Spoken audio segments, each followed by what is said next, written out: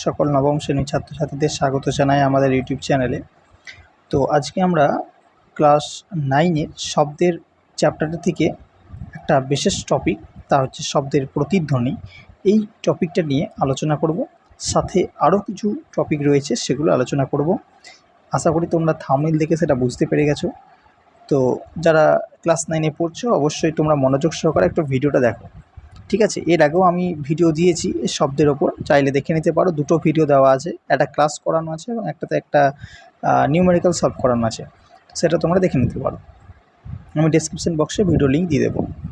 তো দেখো, শব্দের প্রতিধ্বনি জিনিসটা অ্যাকচুয়ালি কি, আমরা যেটা পড়বো সেটা হচ্ছে শব্দের প্রতিধ্বনি।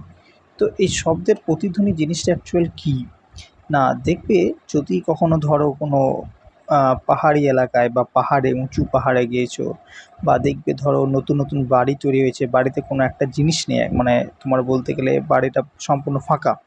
সেই বাড়িতে যখন তুমি কোনো একটা জোরে কথা বলবে বা জোরে কিছু একটা আওয়াজ করবে, দেখবে সেই আওয়াজটাই কিন্তু ঘুরে তুমি শুনতে পাবে।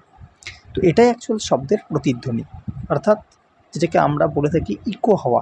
অর্থাৎ যে কথাটা তুমি বলবে ঠিক সেই কথাটাই ঘুরে তুমি শুনতে পাবে।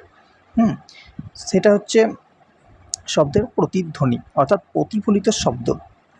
কীরকম, ধরো এটা একটা যেরকম তোমরা দেখে থাকবে, ধরো এটা একটা দেওয়াল, ঠিক আছে? তোমার যদি এইখান থেকে এটা মনে করো তুমি যদি কোনো শব্দ করো, সেটা কি হয়, এই যে দেওয়ালে কি হবে, ধাক্কা পেয়ে আবার কিন্তু পুনরায় সেই আওয়াজ বা কম্পাঙ্ক তোমার কাছে ফিরে আসবে। এটা হচ্ছে শব্দের প্রতিধ্বনি।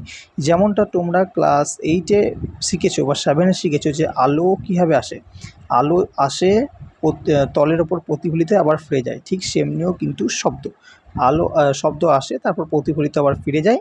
তো যে শব্দটা ফিরে যায় তাকে শব্দের প্রতিধ্বনি বলা হয়, এবং এটাকে তোমার মূল শব্দের প্রতিধ্বনি বলা হয়। কেন প্রতিধ্বনি বলা হয়? ধরো তুমি একটা আওয়াজ করলে হ্যালো, ঠিক আছে, আমরা যেমনটা লিখে থাকি হ্যালো। এই যে হ্যালো শব্দটা যখন তুমি বলবে, যদি প্রতিধ্বনির পর তুমি সেই হ্যালো শব্দটা শুনতে পাও, তখন বুঝবে যেটা আমার মূল শব্দের প্রতিধ্বনি, অর্থাৎ তুমি যে শব্দটা করেছো সেই শব্দটারই প্রতিধ্বনি। এটা কিছুক্ষণ একবার হতে পারে, দুবার হতে পারে, তিনবার হতে পারে। যেমনটা কি হ্যালো হ্যালো হ্যালো হ্যালো এরকম হতে পারে, ঠিক আছে? এমনটা। আচ্ছা, এখানে বেশ কিছু উদাহরণ এখানে দেওয়া আছে। কোনো শব্দের প্রতিধ্বনি, এই যে লাইনটা দেখো, যে কোনো শব্দের প্রতিধ্বনি শুনতে হলে শব্দের ও প্রতিফলকের মধ্যে, উৎস এবং প্রতিফলকের মধ্যে একটা ন্যূনতম দূরত্ব হওয়া প্রয়োজন। তো এই জিনিসটা কি বলতে চাইছে? বলতে চাইছে যে ধরো তুমি এখানে আছো এবং তোমার থেকে মনে করো 10 কিলোমিটার দূরে একটা পাহাড় আছে।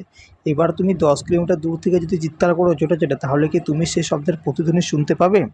উত্তর হচ্ছে না, কখনোই পাবে না, কারণ তোমার শব্দটাও সেখানে পৌঁছাবে না।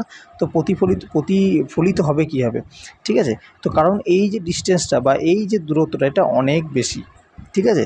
তাহলে একটা শব্দ যদি শুনতে হয়, তাহলে তার তো একটা নির্দিষ্ট কী হবে, একটা দূরত্ব থাকতে হবে। একটা মোটামুটি তো দূরত্ব থাকতে হবে যেন শব্দটা আমার প্রতিফলিত হয়ে আবার আমার কানে ফিরে আসে। তো সেটা কীভাবে নির্ণয় করব, সেটাও আমি এই ক্লাসে কিন্তু শেখাবো আমাদেরকে। তো দেখো, তার আগে ওই বিষয়টা জানার আগে আমাদেরকে বেশ কিছু পয়েন্ট আমাদেরকে জানতে হবে, ঠিক আছে? ফার্স্টে যেটা আসে সেটা হচ্ছে শব্দ নির্বন্ধ বা শ্রুতি নির্বন্ধ। তো শব্দ নির্বন্ধ বা শ্রুতি নির্বন্ধ, এই জিনিসটা কি? শব্দ নির্বন্ধ বা শ্রুতি নির্বন্ধ বলা হচ্ছে যে কোনো শব্দ কানে পৌঁছানোর পরে মস্তিষ্ক ওই শব্দের রেস অনুভূতির যে সময়কাল ধরে থাকে তাকে বলা হয় শ্রুতি নির্বন্ধ বা শব্দ নির্বন্ধ। অর্থাৎ কোনো শব্দ যখন আমাদের কানে পৌঁছয়, সেই শব্দটা আমরা তো কিছুক্ষণ মনে রাখি, সেই শব্দের যে অনুভূতি সেটা আমাদের তো ব্রেনে থাকে। তো কত সময় ধরে থাকে, যে সময়টা ধরে থাকে সেটাই হচ্ছে শব্দ নির্বন্ধ, এবং সেই সময়টা হচ্ছে 1/10 সেকেন্ড। অর্থাৎ 1 সেকেন্ডকে 10 ভাগে ভাগ করলে যে সেকেন্ডটা হয়, মানে 0.1 সেকেন্ড, এই 0.1 সেকেন্ড হচ্ছে আমাদের শ্রুতি নির্বন্ধের সময়। এটা কিন্তু পরীক্ষায় হামেশাই এসে থাকে। তো 0.1 সেকেন্ড হচ্ছে আমাদের শ্রুতি নির্বন্ধের সময়। এই সময়টাতে শব্দ কিন্তু আমাদের ব্রেনে রেস্ট জাগায় বা রেস্টটা থাকে। আরও কিছু দু একটা টপিক জেনে নাও, তারপর কীভাবে শেখাবো তোমাদেরকে, যে কীভাবে তুমি বুঝবে, নির্ণয় করতে হবে মোটামুটি দূরত্ব। দ্বিতীয় হচ্ছে বোধগম্য শব্দ। কি বলা হচ্ছে, যে একমাত্রিক বা এক পদাংশ শব্দ, যেমন এর ক্ষেত্রে শ্রুতি নির্বন্ধ 1/5 সেকেন্ড, দ্বিমাত্রিক শব্দ এবং ত্রিমাত্রিক শব্দের ক্ষেত্রে হচ্ছে 2/5 সেকেন্ড। তো এইগুলো তোমাদের হচ্ছে ব্যাপার।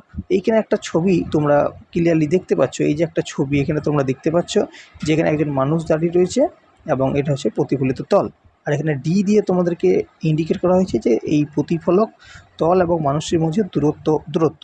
ঠিক আছে, এবার এখান থেকে কি হচ্ছে না, শব্দটা যাচ্ছে যে আবার ফিরে আসছে, মানে প্রতিফলিত হয়ে ফিরে আসছে। ঠিক আছে, এটা তোমাকে ছবির সাহায্যে বোঝানো হয়েছে।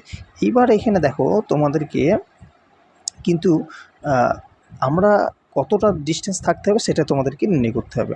ঠিক আছে, তো দেখো, তো এইটা নির্ণয় করার জন্য আমাদের কিন্তু এই জিনিসটা অতি অবশ্যই মনে রাখতে হবে। কত না, বায়ুতে শব্দের বেগ 332 মিটার পার সেকেন্ড। অনেক বইতে কিন্তু 334 মিটার পার সেকেন্ডও দেওয়া আছে। তো তুমি যেটাই লিখবে সেটাই ঠিক হবে। যদি কোশ্চেনে মেনশন করা থাকে 332 মিটার পার সেকেন্ড তাহলে সেটাই লিখতে হবে, যদি না মেনশন করা থাকে তাহলে তোমার বইয়ে তুমি যেটা পড়বে সেটাই দেবে। ঠিক আছে, তো এই যে শব্দ কথাটা বলছি আমরা, এই শব্দ তিনটি আমরা দেখতে পাবো, একমাত্রিক, দ্বিমাত্রিক এবং ত্রিমাত্রিক। এখন কথা হচ্ছে যে কোনটাকে, মানে এই তিনটি শব্দর প্রতিধ্বনি শোনার জন্য আমরা দূরত্ব নির্ণয় করে থাকবো। ঠিক আছে, তো এখন কথা হচ্ছে যে একমাত্রিক শব্দই বা কোনটা, দ্বিমাত্রিক শব্দই বা কোনটা, ত্রিমাত্রিক শব্দই বা কোনটা। একে তো আমাদেরকে শব্দটা জানতে হবে, তারপর তো সেই শব্দটা আওয়াজ করার পর কীভাবে তার প্রতিধ্বনিতা শুনবো, তার জন্য কতটা দূরত্ব থাকা দরকার, এগুলো আমরা বুঝতে পারবো। তো এখন ব্যাপার হচ্ছে একমাত্রিক শব্দ কোনটাই একটু আমরা আগে জেনে নিই। বাইরের শব্দের বেগটা কিন্তু মনে রাখবে। ঠিক আছে, তো একমাত্রিক শব্দ কোনটা, মনে করো কাউকে ডাকলে এ বা এ, দেখো এই যে এ, এটা কিন্তু আমাদের এক নিমিষে উচ্চারণ হয়ে গেল। ঠিক আছে, দেখো সাপোজ এটা আমি কি লিখলাম, বিউ, BEAU, বিউ। ঠিক আছে, আচ্ছা তাহলে আমরা কি লিখলাম, বিউ। তাহলে এই বিউয়ের ক্ষেত্রে কি হলো, এই যে বিউ শব্দটা তুমি শুনতে পাচ্ছ, এই শব্দটা দেখো যখন তুমি উচ্চারণ করবে এক ঝোঁকে কিন্তু উচ্চারণ হবে বিউ, এর সাথে কিন্তু অন্য কিছু আসছে না। তাহলে এইটা হচ্ছে একমাত্রিক শব্দ, অর্থাৎ যেটা এক ঝোঁকে একটা মাত্রাতেই উচ্চারণ হয়ে যাচ্ছে, সেটা হচ্ছে বিউ। এবার ধরো আমি লিখলাম BEAUTY, বিউটি। দেখো দুটো ভাগ, একটা হচ্ছে বিউ, একটা হচ্ছে টি। তাহলে আমরা কি এক ঝোঁকে উচ্চারণ করতে পারবো বিউটি, তাহলে একটা বিউ একটা টি, তাহলে দুটো আসছে। তাহলে এই ক্ষেত্রে এটা হচ্ছে দ্বিমাত্রিক শব্দ।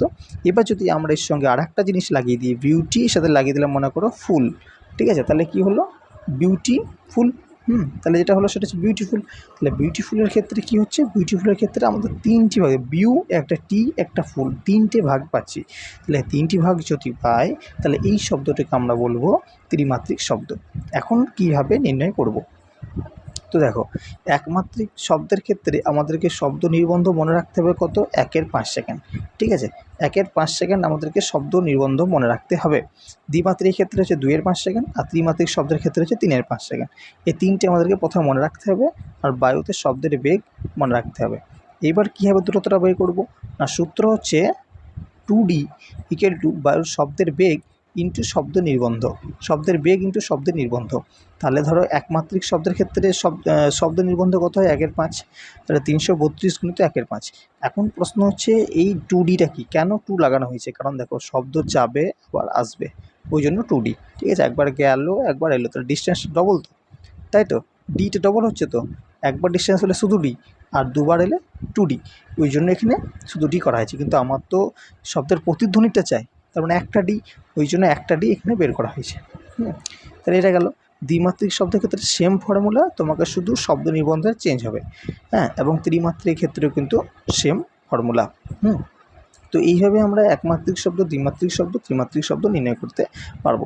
দ্বিমাত্রিক ক্ষেত্রে আর দেখবে অনেক সময় শর্ট কোশ্চেন দিয়ে দেয়। ঠিক আছে, একমাত্রিক শব্দ মানে কিন্তু যে কোনো একমাত্রিক শব্দ হতে পারে, দ্বিমাত্রিক শব্দ তাই ত্রিমাত্রিক। আর বলে রাখি যে একমাত্রিক, দ্বিমাত্রিক এবং ত্রিমাত্রিক সব শব্দের কথায় কিন্তু একই অ্যান্সার আসবে। ঠিক আছে, এটা যেমন আছে শর্ট কোশ্চেনের জন্য, এই তিনটি কিন্তু এমনিতেও মনে রাখতে পারো, বা কোশ্চেনে যদি 2 মার্কসের কোশ্চেন দেয় তাহলে কিন্তু সেটা করে দেখাতে হবে। ঠিক আছে, তাহলে এগুলো মনে রাখলেই তোমাদের হবে। তাহলে আজকে আমাদের যে টপিক ছিল এই জিনিসটা। আচ্ছা, তো এটা ছিল আমাদের আজকে টপিক, যে শব্দ নির্বন্ধ বা শ্রুতি নির্বন্ধ কী, বোধগম্য শব্দ কী, আর তোমাদের একমাত্রিক, দ্বিমাত্রিক এবং ত্রিমাত্রিক শব্দ শুনতে গেলে প্রতিফলক এবং উৎসের মধ্যে দূরত্ব কত থাকতে হবে, আর শব্দের প্রতিধ্বনি জিনিসটা কী। তো এই নিয়ে আমরা আজকে আলোচনা করলাম। পরবর্তী ভিডিওতে আমরা শব্দের যে অনুরণন, এই যে টপিকটা রয়েছে শব্দের অনুরণন, সেটা নিয়ে আলোচনা করব। তো যারা আমাদের চ্যানেলটিকে রেগুলার ফলো করছো, অবশ্যই তোমরা ভিডিওটি ভালো লেগে থেকে লাইক করবে এবং চ্যানেলটি নতুন দর্শক পেতে চ্যানেলে অবশ্যই চ্যানেলটিকে সাবস্ক্রাইব করে রাখবে। পরবর্তী ভিডিওতে আমরা শব্দের অনুরণন অধ্যায়টি খুব ভালোভাবে আলোচনা করব।